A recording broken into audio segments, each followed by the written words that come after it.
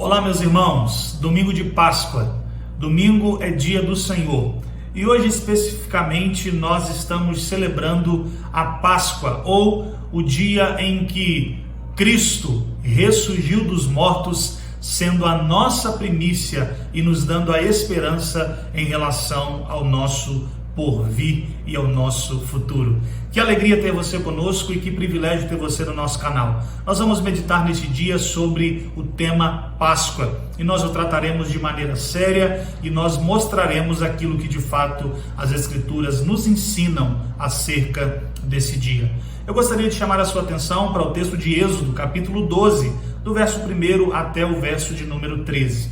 Neste texto nós temos a ordem de Deus para que Moisés e Arão preparem o povo e instruam o povo acerca daquilo que o Senhor iria fazer para libertar o seu povo do Egito e mais especificamente de como o Senhor daria livramento àqueles que são seus quando a morte passasse pelo Egito como consequência da última praga. Vamos juntos? Eu gostaria de falar com vocês rapidamente hoje sobre a seguinte temática: muito mais do que chocolate.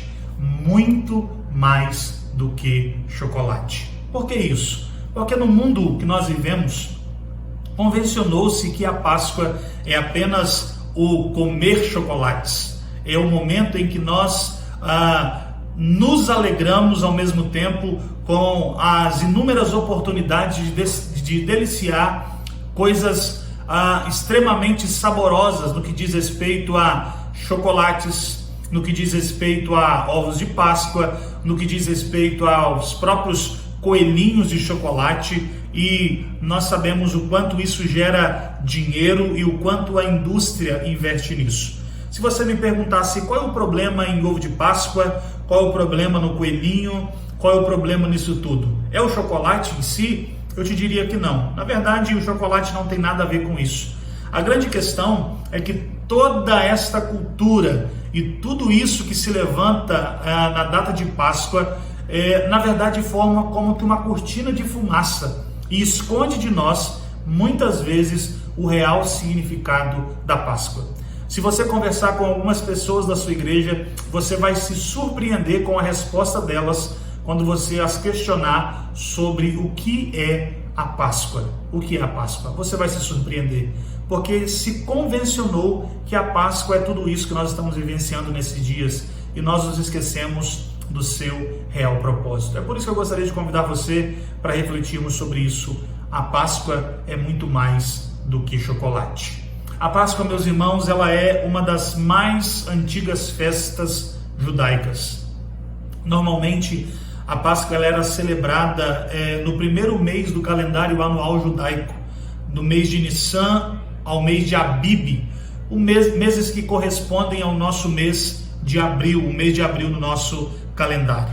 Então, no primeiro mês, normalmente do primeiro dia até o 14º dia, havia toda uma preparação por parte dos judeus, se organizando, se juntando, reunindo as famílias, separando o cordeiro para que no crepúsculo do 14º dia o animal fosse imolado e pudesse se celebrar a Páscoa do Senhor.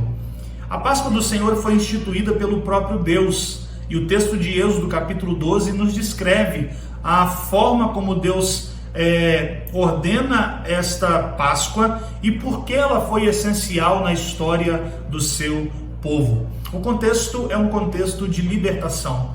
Israel está há aproximadamente 400 anos na terra do Egito. E a palavra do Senhor nos diz em Êxodo capítulo 6, versículo 5, que o Senhor havia ouvido os gemidos do seu povo e que Deus havia se lembrado da aliança que havia feito com o seu povo e decide arrancar o seu povo agora da terra do Egito. Quando o texto diz que o Senhor se lembrou do seu povo, isso não significa de forma alguma que o Senhor os tenha esquecido. Na verdade, quando o texto diz que o Senhor se lembrou, o texto está nos dizendo que Deus está prestes a agir conforme a sua aliança. Deus se lembra da sua aliança, especificamente Gênesis capítulo 15, versículo 18, o Senhor entra em aliança com Abraão e lhe diz que lhe daria aos seus descendentes a terra desde o Egito até o rio Eufrates. O Senhor abençoaria o seu povo de maneira sobrenatural. Deus não deixaria o seu povo para sempre como escravos no Egito. E por isso Deus castiga o Egito severamente com uma série de pragas. A Páscoa antecede a 10ª praga enviada sobre o Egito. Etimologicamente, o nome Páscoa, em hebraico Pessá, traz o significado de passar por cima ou passar adiante, de passagem, trazendo à nossa memória o fato de que aqueles que haviam colocado o sangue do cordeiro nos umbrais da porta, a morte que assolou o Egito naquele dia passaria por cima de sua casa e não mataria os seus primogênitos. Então a etimologia da palavra está relacionada a este contexto. A praga a que nós nos referimos aqui está relatada em Êxodo, capítulo de número 11. O Senhor disse a Moisés que passaria pelo meio do Egito e todo primogênito morreria, com exceção dos israelitas que confiassem na sua palavra e fizessem tudo quanto o Senhor estava mandando. Para a realização da Páscoa, ou na instituição da Páscoa, o Senhor deu ordens específicas para o seu povo, a fim de que eles obtivessem o livramento da sua parte. Cada família deveria tomar um cordeiro, ou, caso a família fosse pequena, deveria convidar o seu vizinho e assim comerem juntos o cordeiro da Páscoa. O cordeiro deveria ser sem defeito, deveria ser macho de 1 ano, e o seu sangue deveria ser aspergido nos umbrais da porta, como um sinal para que quando o Senhor passasse pelo Egito, ele pudesse ver as casas que estavam marcadas com o sangue do cordeiro, e assim a morte não ferir aqueles primogênitos. O cordeiro aqui, meus irmãos, era tanto o substituto como a propiciação naquele episódio em que Deus está livrando o seu povo. A marca do sangue nos umbrais da porta anularia a ira de Deus sobre a casa dos israelitas e também satisfaria a sua própria santidade. O animal deveria ser assado inteiro, nenhum osso do cordeiro deveria ser quebrado e eles deveriam comer o cordeiro todo naquela noite. Do contrário, deveriam queimar o resto ao amanhecer. E é interessante que aqui em Êxodo capítulo 12, o Senhor disse que eles deveriam comer a Páscoa vestidos de forma bastante distinta. Eles deveriam comer a Páscoa com seus lombos cingidos, deviam comer a Páscoa com sandália nos pés e deviam comer a Páscoa com cajado na mão. E a palavra que aparece aí é a palavra pressa. O Senhor diz: apressa-te, ou tenham pressa, porque é a Páscoa do Senhor. É a libertação de Deus enviada sobre o seu povo que há tanto tempo estava sofrendo no Egito. Então Páscoa aponta para a libertação do povo de Deus. Páscoa não tem nada a ver com chocolate. Páscoa não tem nada a ver com coelhinho. Páscoa tem a ver com o sangue de Cristo. Páscoa tem a ver com o Cordeiro Pascual, com o Cordeiro perfeito e sem mácula, que aponta para a pessoa bendita de Cristo, que era sacrificada, tendo o seu sangue derramado, para que os israelitas não fossem atingidos pela 10ª praga que veio sobre o Egito. Comentando sobre este tema Páscoa, o teólogo Bruce Waltke vai nos dizer o seguinte: ninguém pode fugir do juízo decisivo contra a impiedade. Nenhum faraó, nenhuma divindade, nenhuma posição social são capazes de oferecer proteção contra ele. Nem mesmo Israel está livre sem o sangue da Páscoa, pois os israelitas também têm sido infiéis. A libertação depende apenas de Israel confiar na provisão divina da Páscoa. Israel será libertado porque, pela fé, provocou e aplicou uma morte que satisfaz a ira de Deus. Então a Páscoa está relacionada ao sacrifício do Cordeiro, ao sangue do Cordeiro derramado para a satisfação da ira de Deus e como expiação pelo pecado do povo. O Cordeiro que já apontava para o nosso Senhor e Salvador Jesus Cristo. Imediatamente após a Páscoa se celebraria a festa de pães asmos, ou a festa de pães sem fermento, como vocês preferirem. A primeira significa livramento. Páscoa significa livramento.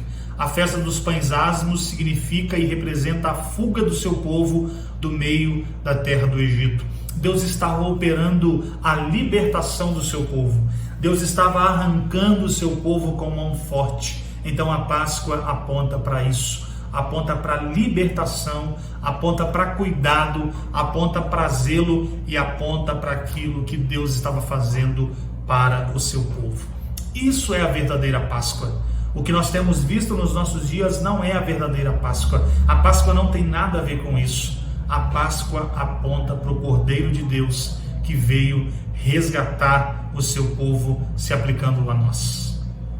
Então, não se confunda, meus irmãos, com as propagandas, não se confunda com a quantidade de coisas que você vai ver por aí. Não se perca no tema em meio a essa cortina de fumaça. A Páscoa aponta para Cristo Jesus crucificado e ressurreto dentre os mortos. A Páscoa é a libertação de Deus. Embora a nação de Israel fosse ainda uma nação incipiente, estivesse em um estado incipiente, e mesmo sabendo que eles já estavam há 400 anos no Egito, a Páscoa, o povo e a libertação, bem como os feitos do Senhor, apontam para uma realidade superior, aponta para a pessoa de Cristo. A libertação de Cristo não seria apenas a libertação de um governo terreno, de um império terreno, mas a nossa Páscoa aponta para a libertação de um império maligno. Não apenas a libertação de Faraó, mas a libertação de Satanás. Não apenas a libertação das amarras da escravidão, mas a libertação do poder do pecado. O verso 14 do texto que nós lemos diz assim: este dia vos será por memória, e o celebrareis como solenidade ao Senhor. Nas vossas gerações a celebrareis por estatuto perpétuo. Centenas de anos se passaram. A nação de Israel tomou posse da terra, se estabeleceram como povo, foram expulsos, retornaram do cativeiro. E de repente, anos mais tarde, finalmente, aparece um homem no deserto da Judeia, junto ao rio do Jordão, pregando uma mensagem não muito convencional. Este homem traz a seguinte mensagem em seus lábios: raça de víboras, quem vos ensinou a fugir da ira vindoura? Arrependei-vos, porque está próximo o reino de Deus. Ele estava pregando às margens do Jordão, no deserto da Judeia, a pessoa de João Batista. Anos mais tarde, da instituição da Páscoa lá no Antigo Testamento, o verdadeiro Cordeiro de Deus adentrou este mundo e estava iniciando o seu ministério terreno. Quando João, que chamava as pessoas pecadoras de raça de víboras, viu o Senhor Jesus, a sua boca não pôde dizer outra coisa a não ser: eis o Cordeiro de Deus que tira o pecado do mundo. O nosso Cordeiro, a nossa Páscoa, aquele que veio para morrer em nosso lugar e assim fazer com que a ira de Deus não chegasse a nós. Então a Páscoa instituída no Velho Testamento, ela apontava para a realidade superior, melhor, gloriosa e suficiente do sacrifício que Cristo um dia faria pelo seu povo. Aquele sangue nos umbrais da porta já apontava para o sangue que seria derramado no madeiro lá no Calvário. O cordeiro que foi imolado lá no Antigo Testamento já apontava para a crucificação e para a morte do nosso Senhor e Salvador Jesus Cristo. O nosso Cordeiro, a nossa Páscoa, aquele que veio para morrer no nosso lugar e fazer com que a ira de Deus não chegasse até nós. Contextualizando de maneira mais ampla, meus irmãos, para nós a Páscoa também significa libertação. Para nós ela também aponta para um libertador. A Páscoa marcava o êxodo do povo que estava escravo no Egito, saindo debaixo da mão potente de Faraó, a oportunidade ímpar de serem livres. E para nós a Páscoa não é diferente. A Páscoa representa o nosso êxodo, a nossa transição do império das trevas para o império da luz, porque a Bíblia nos diz que Cristo nos arrancou do império das trevas, ou que Deus nos arrancou do império das trevas e nos transportou para o reino do Filho do seu amor. Então a Páscoa para nós também significa êxodo, significa caminhada, mudança de ambiente, mudança de status. Não estamos mais debaixo do poder do pecado. Cristo é a nossa Páscoa e nos transporta do Egito para o seu reino celestial. Meus irmãos, ao contrário dos nossos irmãos israelitas, nós não temos apenas um tipo do Cordeiro Pascual, porque lá no Antigo Testamento o que eles tinham era um tipo, era um cordeiro realmente, mas que apontava para o Cordeiro superior, que é Cristo. Nós não temos só um tipo, nós temos o Cordeiro de fato, de verdade, porque como temos estudado nas nossas lições aos domingos pela manhã, Cristo é aquele que assumiu a nossa natureza, Cristo é aquele que satisfez a ira de Deus e perdoou os nossos pecados, e por isso nós podemos nos alegrar. Nós temos o verdadeiro Cordeiro. O apóstolo Paulo, escrevendo aos Coríntios, capítulo 5, versículo 7, diz na primeira carta: porque Cristo, o nosso Cordeiro Pascual, foi sacrificado. Foi sacrificado. Quando nós olhamos para a Páscoa, nós precisamos enxergar isso. Os elementos que envolvem a morte de Jesus arremete-nos diretamente à Páscoa que foi instituída por Deus para a nação de Israel. Por exemplo, apesar das constantes tentativas por parte das autoridades, não é? Porque não queriam tumulto por ocasião da sagrada Páscoa deles, Jesus ele morre exatamente nessa data ou nesses dias em que Jerusalém estava celebrando a Páscoa. Jesus ele morre para cumprir as Escrituras exatamente no dia da Páscoa dos judeus, porque ele é o Cordeiro, como disse João Batista.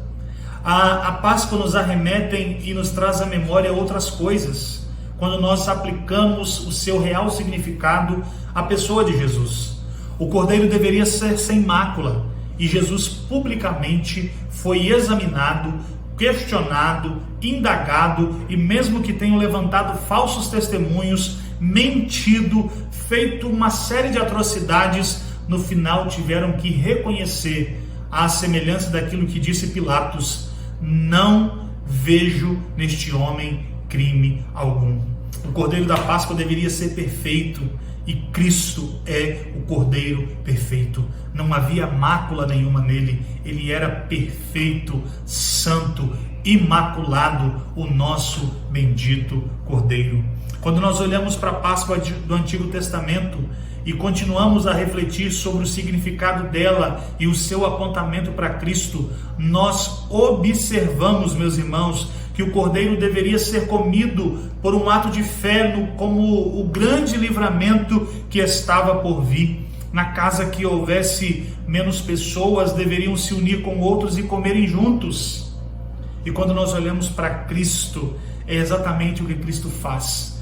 A última Páscoa ele reúne pessoas à sua volta, como registra Lucas capítulo 22, o texto nos diz, do versículo 14 ao verso 18, quando chegou a hora, Jesus e os seus apóstolos reclinaram à mesa e disse-lhes: desejei ansiosamente comer esta Páscoa com vocês antes de sofrer. Cristo, como a nossa Páscoa, é aquele que provê livramento, é o Cordeiro sem mácula, é aquele que ajunta pessoas e reúne pessoas debaixo da sua mão poderosa e debaixo do seu cuidado protetor. Quando Jesus morre, seu sangue garante-nos vitória, libertação e esperança, tal como aconteceu no Egito, quando a marca do sangue dispersou a morte que passou pela terra do Egito. Quando o Senhor Jesus entrega o seu Espírito na cruz, os evangelistas dizem que houve trevas da hora sexta até a hora nona, portanto, 3 horas de trevas, desde a morte de Cristo, quando ele entrega o seu Espírito na cruz do Calvário. Quando nós olhamos para Êxodo, capítulo 10, do verso 21 ao verso 23, o texto diz assim: o Senhor disse a Moisés: estenda a mão para o céu e trevas cobrirão o Egito, trevas tais que poderão ser apalpadas. Moisés estendeu a mão para o céu e por 3 dias houve densas trevas em todo o Egito. Ninguém pôde ver ninguém, nem sair do seu lugar durante 3 dias. Todavia, todos os israelitas tinham luz nos locais em que habitavam. A escuridão do Calvário revela o juízo de Deus ao mundo, à semelhança do seu juízo contra o Egito.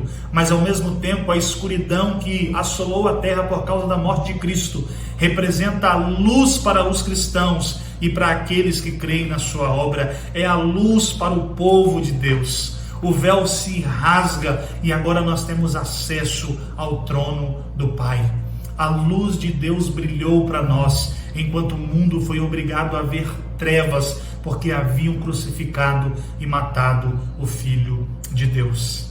Se no Egito a escuridão antecedeu a morte dos primogênitos, no Calvário ela aponta para a morte do unigênito de Deus, o Filho amado que veio morrer por causa de pecadores. Meus irmãos, se no Egito os israelitas são libertos da opressão, da escravidão e dos fardos, no Calvário nós também recebemos este livramento e este cuidado. A cruz revela a nossa libertação de nós mesmos. Já não sou eu quem vivo, mas Cristo vive em mim. A cruz revela a nossa libertação do pecado e de Satanás, porque a Bíblia diz que por isso se manifestou o Filho de Deus, para desfazer as obras do diabo. Somos libertos da morte e do inferno, porque a palavra do Senhor nos diz que Deus demonstra o seu amor por nós, tendo Cristo morrido em nosso favor, quando ainda éramos pecadores, e agora somos justificados por seu sangue. Muito mais ainda seremos salvos da ira de Deus por meio dele. Então perceba, a Páscoa é muito mais do que chocolate. No Antigo Testamento ela representava e ela trazia à memória dos judeus aquilo que aquilo que Deus fez pelo seu povo: o livramento, o cuidado, a vida e a proteção. Para nós, a Páscoa é uma realidade na encarnação do Verbo e na sua obra maravilhosa, sobretudo na sua morte e na sua ressurreição. Lá no Egito, a Páscoa simbolizava o passaporte para a libertação e a esperança de possuir uma terra prometida. Para nós isso não é diferente. A Páscoa, a obra de Cristo, a sua ressurreição, aponta para nós a esperança de que também deixaremos este mundo, porque uma terra muito melhor, que mana leite e mel e que o Senhor tem reservado para nós, nos aguarda no porvir. Cristo é a nossa Páscoa, é o Cordeiro que morre por nós, é o Cordeiro sem mácula que leva a culpa do nosso pecado, é aquele que tem o seu sangue vertido no Calvário para que nós tenhamos proteção, e acima de tudo ele é aquele que pode dar esperança no nosso coração, porque um dia estaremos na terra prometida, na terra que mana leite e mel de fato e de verdade. Portanto, meus irmãos, a grande verdade diante de tudo que nós falamos até aqui, e a notícia mais importante e que nos garante todas as bênçãos que advêm sobre a nossa vida, é o fato de que Cristo morreu por nós, de que ele esteve 3 dias morto. Mas a melhor notícia que poderíamos receber, como meditamos na nossa última reflexão, é que a notícia da sua ressurreição ecoou em todo o mundo, e hoje nós estamos aqui celebrando essa verdade essencial. Olhe para cá, nenhuma religião não cristã de todo o mundo pode afirmar o que nós afirmamos acerca do nosso líder máximo. Só nós, os cristãos, podemos bater no peito e dizer: o nosso Deus, o Cordeiro da nossa vida, o nosso libertador, o Senhor das nossas almas, não está preso num sepulcro, não está preso em uma tumba, não está preso em uma cruz, porque o nosso Cordeiro ressuscitou e vive pelos séculos dos séculos. Nós não peregrinamos a Israel para vermos a tumba de um homem que morreu e os seus ossos permanecem lá. Muitos de nós que vamos ou que temos a oportunidade de ir à Terra Santa, vamos lá para olhar o lugar em que um dia ele esteve, mas não está mais, porque ele ressuscitou dos mortos e é a primícia daquilo que ele tem reservado para todos nós. Ao contrário do que muitos dizem, esse Deus, esse Jesus não vive apenas dentro de mim. ele não é apenas uma experiência subjetiva e particular, ele vive de fato, de verdade na minha vida. Mais do que isso, ele vive além de mim e garante que eu tenha vida, comunhão, esperança e regozijo naquilo que ele fez. E eu gostaria de encerrar a nossa reflexão chamando a sua atenção para este fato. Cristo, a verdadeira Páscoa, é muito mais do que chocolate, é muito mais do que coelhinho, tem a ver com o cordeiro, é muito mais do que chocolate, tem a ver com o sangue, é muito mais do que o que se prega por aí, é muito mais do que essa cortina de fumaça, é a nossa expectativa de ressuscitarmos dos mortos, é a nossa expectativa de assumirmos o nosso lugar, porque o nosso Cordeiro Pascual proveu livramento, nos deu esperança e nos garante vitória no seu sangue. Celebre a Páscoa genuína, celebre a ressurreição do seu Salvador, celebre a ressurreição do nosso Deus, glorifique e exalte o nome do nosso Deus. Que Ele te abençoe, que Ele te sustente e que Ele te guarde dia após dia. Forte abraço, fique com Deus.